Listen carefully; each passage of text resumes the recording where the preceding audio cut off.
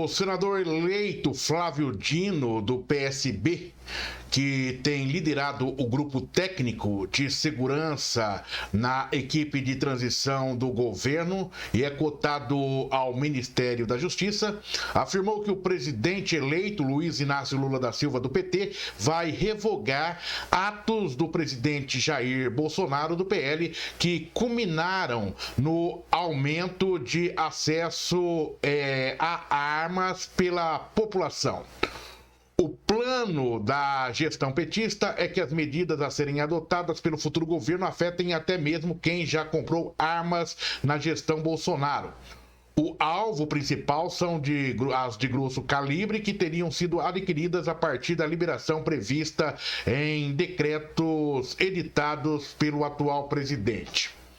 Integrante da nossa equipe de formadores de opinião independentes, Claudinei Fernando Machado, advogado especialista em segurança pública e empresarial. Satisfação imensa, doutor Claudinei, tê-lo conosco mais uma vez na nossa bancada.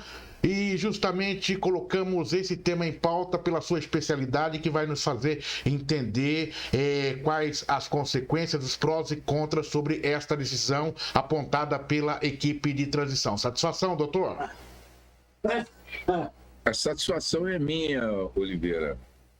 E o assunto é interessante, pois envolve questões tais e muito importantes, como, por exemplo, eu vou dizer assim, essa fixação do governo da esquerda, porque na versão passada eles já promoveram isso, né?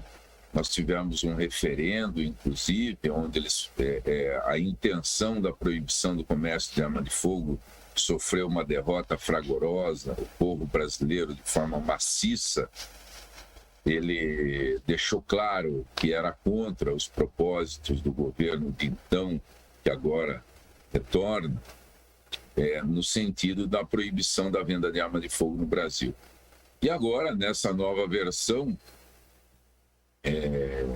vem aí o senador eleito, Flávio Dino, que, para minha tristeza, hoje ele é advogado, porque ele é magistrado, foi magistrado de carreira, né? Vem com esta proposta de revogar arma de grosso calibre, vai promover uma caça às bruxas. Primeiro, arma de grosso calibre. O que é arma de grosso calibre? Não sei se ele sabe, né? Porque o estado dele, que ele governou, teve índices área da segurança pública muito positivos, exatamente dentro dessa política governamental que foi assim inaugurada, né, onde o cidadão de bem ele simplesmente foi autorizado, porque assim ele poderia fazê-lo, né, visto que não tem antecedência, tem residência fixa, tem ocupação lícita. O atual governo chegou para essa pessoa que conquistou esse direito meritório e falou assim: não, você pode comprar arma de fogo, né? Não tem política, não tem tendência, não tem viés ideológico, né? É simplesmente critérios técnicos. Critérios técnicos esse que essa equipe de transição já demonstra que não conhece nada.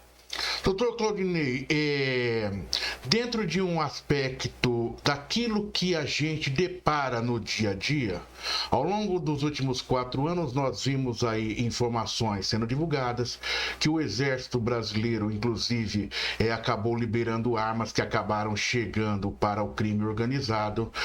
Nós vimos também situações de tragédias, né, sendo ocorridas, e bem às vésperas da eleição, a deputada Carla Zambelli fazendo uso de arma de fogo em plena avenida da capital paulista, causando um impacto a todos que assistiram aquelas cenas. Não há distorções nesse projeto que pode ser acertado, doutor? Nem tudo na sua essência sai do jeito que a gente quer. Talvez esses excessos, esses defeitos iniciais da legislação não precisam ser ajustados? Distorção existe exatamente nesses projetos aí, nessa sandice inaugurada nessas falas, Oliveira.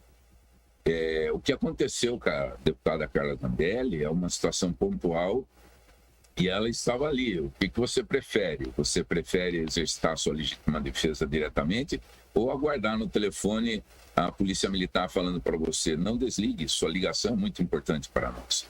Então, o Estado que não é onipresente, ele não pode retirar do cidadão o direito inalienável da autodefesa. Mas vamos falar das sandices dessa equipe de transição, maiormente deste senador eleito, Flávio Dino, que mentirosamente ele afirma que esse povo que fica andando com fuzil e metralhadora, Oliveira, nunca, absolutamente nunca, em nenhum momento da legislação se autorizou ou se autoriza que o cidadão, ainda que de bem, né, possa caminhar, como ele diz, andando aí com fuzil ou metralhadora a tiracolo. Primeiro porque metralhadora ela era proibida a venda e continua proibida a venda, certo? Mesmo para o cidadão que tem situações especiais, que é o colecionador, o atirador esportivo, o caçador, ele não pode comprar, mesmo esse que tem uma permissão especial do Exército, ele ainda não pode comprar metralhadora, como diz esse mal informado senador eleito. Na tua fala me fiz lembrança, só que eu não vou eu vou pontuar para a gente também partir para a legalidade dessas ações. Eu me lembrei do caso do ex-deputado, o deputado Jefferson, né? Que às vezes... Um caso em mais de 800 mil pessoas que detêm a autorização do Exército para dentro dessa linha dos CACs, né? Um caso, partido de um também político, não é? Então, vamos lá, vamos falar da exceção, então, não vamos falar da regra. Ok, então vamos lá. Em se colocando, em se evoluindo esse projeto, né, dentro da Câmara dos Deputados, uma outra questão que eu coloco também para sua análise, é importante lembrar que essa liberação se deu por meio de decreto e não de aprovação da Câmara do Congresso Nacional. O problema é que, Oliveira, o processo legislativo é interessante, Oliveira. O decreto, ele visa regulamentar uma lei ordinária que carece, que ela tem pontos em branco, que a gente chama de norma. Olha, essa norma penal em branco aqui, ela precisa de uma lei, de um decreto regulador. Esse decreto regulador, ele é ato exclusivo do Executivo e não do Legislativo, como se tanto falou, né?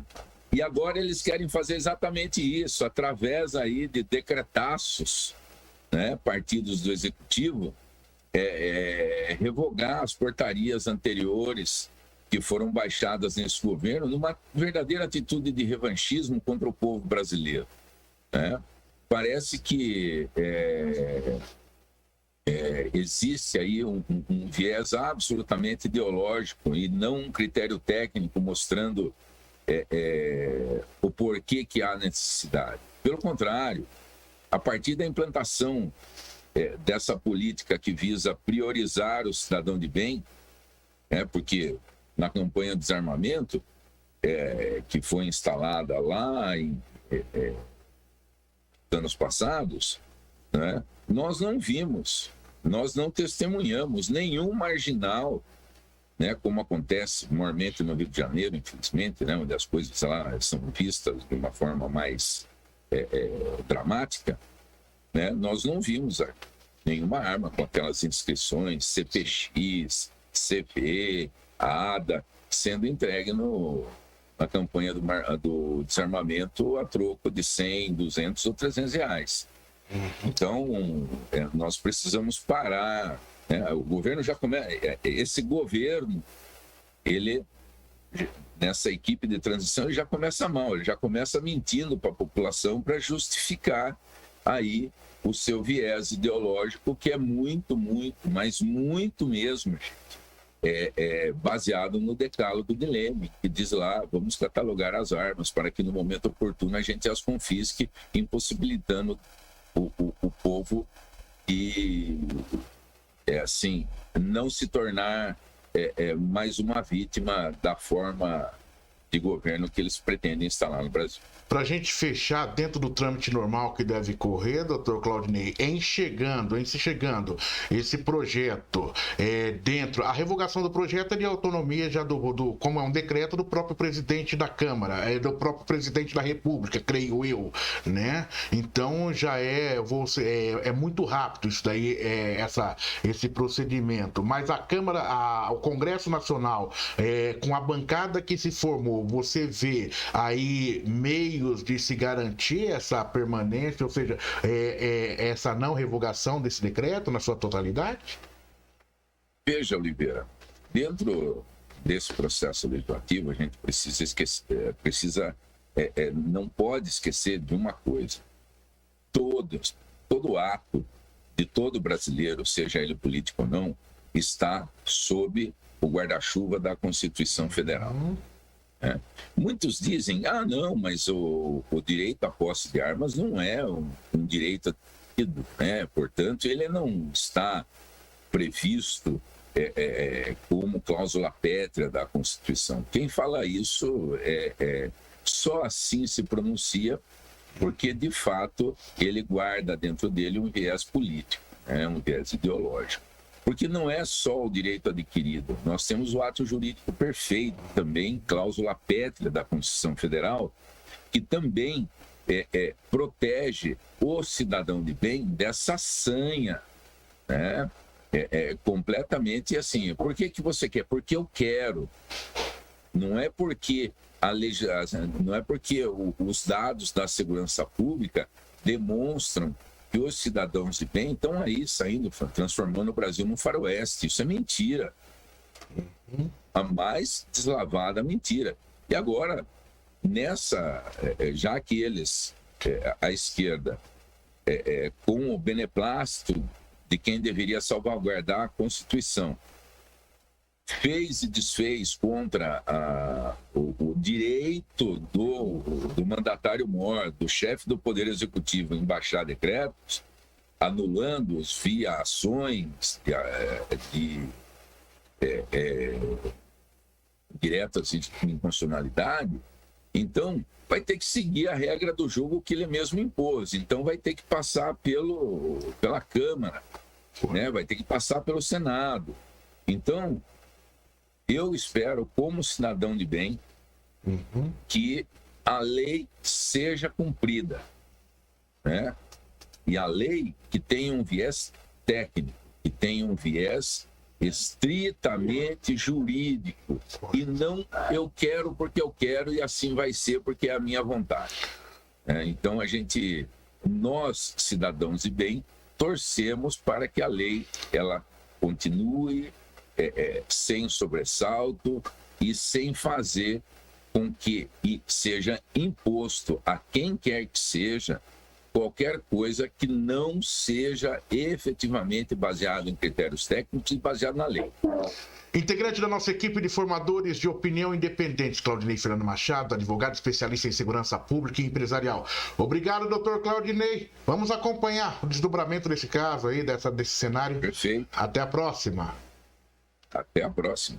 Dr. Claudinei Fernando Machado conosco, analisando esse cenário sobre os decretos de armas que serão revogados pelo governo Lula, conforme anuncia a equipe de transição. Portal RMS News, jornalismo para você conectado na internet.